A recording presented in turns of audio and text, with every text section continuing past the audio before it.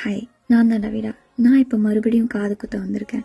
இது எங்கேருந்து ஆரம்பிச்சதுன்னா, இதே மாதிரி 4 வருஷத்துக்கு முன்னாடி 2வது காது குத்துனேன். அதில் அப்போலேருந்து இன்னொரு காது குத்தணும்னு வீட்டில் கேட்டுட்ருக்கேன். ஆனால் பெர்மிஷனே கொடுக்கல அவங்க.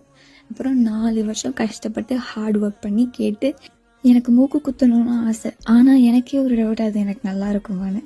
ஸோ அதனால் அந்த பிளானை ஹோல்டே வச்சுருக்கோம் சைடில். அது மேபி ஃப்யூச்சரில் பண்ணலாம்.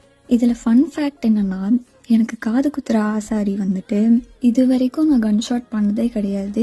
ஆசாரிகிட்ட கூட்டிகிட்டு போய் ஊசி வச்சு தான் காது குத்திருக்காங்க. அதுலேயும் ஒரே ஆசாரி தான் எனக்கு குழந்தையிலேருந்து இப்போ வரைக்கும் 3 காதும் குத்திருக்காரு.